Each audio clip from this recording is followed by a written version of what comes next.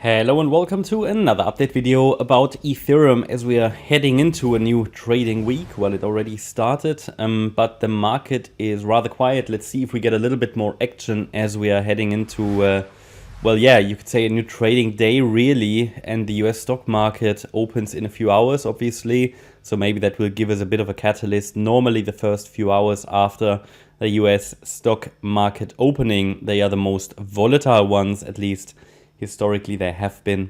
Doesn't mean we have to get a lot of action today, of course. But I think we might have seen a first 5-wave move down here from the weekend highs. So I'm going to talk about that. It would be in line with my forecast. So let's talk about it. But it's not really following through yet. So it might do that today. So I want to talk about what I will watch for today and what the bigger picture is, because you need to understand the bigger picture, the context, before understanding the micro. So here, obviously, this is a scenario that we've talked about a lot of times. The 9th of December marked the top of a wave 1 in an impulse, currently in a wave 2 pullback. We have an A wave down, an overshooting B wave. This is a C wave to the downside. At least that is my assumption. There might be other ways of looking at this, okay? But as long as the wave count works, there's no way to change it. Or no, there's no reason to change it, I should say. Of course, I could show you different wave counts and everything, but the main benefit of the wave counts is we get the parameters that we need to watch, and the resistance area so far has been respected.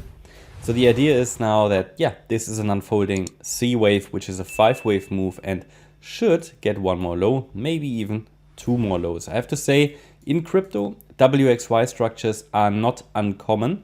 And in a so-called WXY, which is very similar to an ABC, the low could already be in. It's just we cannot recognize a WXY until it's really finished and until we have some evidence that the low has formed.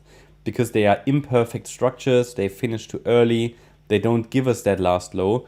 Doesn't happen too often. They are fairly common in crypto, but they have become less common in 2023 and in 2024 as well, at least to date.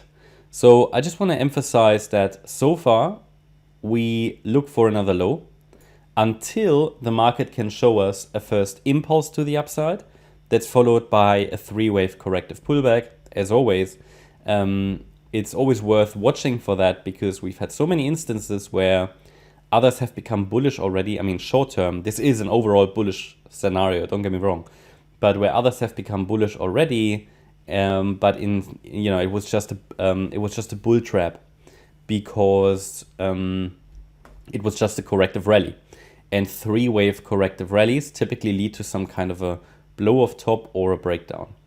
Okay, so but it's an overall bullish scenario. If you're not familiar with Elliott Wave, if you see that we are in a wave 2, well, after the trend reversal, we expect a 3rd wave rally to start.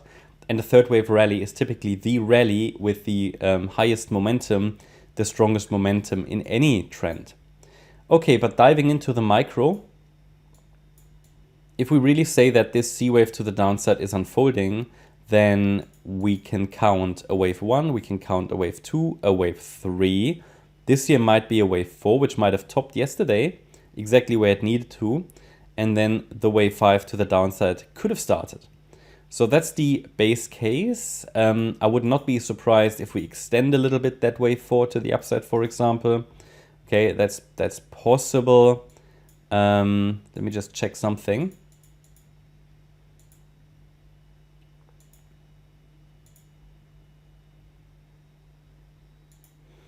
Okay, so it's worth mentioning the following. So first of all, I can identify a potential A, B, C structure. And I think I can see a potential micro 5-wave move down. That would be a first indication that the wave 4 has topped. And this is now a possible roadmap for this 5th wave to the downside, which could take us to around about 2,100. This is only valid. It's always worth knowing about the invalidation point. It's worth knowing that the $2,310 level up there, 2,307 rather, which is yesterday's high, That's the invalidation point for this assumption. So if we get a break above that level, something different is going on. I would then probably be watching for one more high, and it might form a 5-wave move up. 1, 2, 3, 4, 5. If it gives us 5 waves up, depending on how the structure looks like, it could be that a low is in. Okay, so it's all about now. That's why it's so important to watch the markets today. If we make another, if another high forms, okay, then I will watch for a corrective pullback and give it a chance to rally. That would be in line with Bitcoin, funny enough. But if it breaks down from here, it's the move down, obviously, that's unfolding in wave 5 to around about 2,100. But then we can watch there for a more substantial low. So I think we're fairly close to a substantial low in this region. Maybe it's already formed, but then I need to see a first 5-wave move up and a 3-wave pullback to, let's say, entertain that idea further. That's my update about Ethereum. Hope you liked the update. If you did, please hit the like button, leave a comment and subscribe. And if you really like content, then please check out the channel membership. Also, make sure that you follow us on Instagram and Twitter for additional content. Thanks a lot for watching. Bye-bye.